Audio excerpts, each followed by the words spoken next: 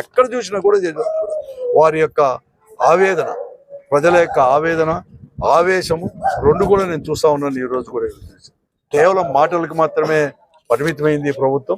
ఈరోజు మభ్య పెట్టడానికి, ప్రజలకు కూడా మసిబూసి మారేడుకాయ చేయడానికి ఈ సుపరిపాలన అని చెప్పి వారు తిరుగుతున్నారు. కానీ ఎక్కడ కానీ పాజిటివ్ రెస్పాన్స్ అనేది కూడా వాళ్ళకు కూడా రాలేదు.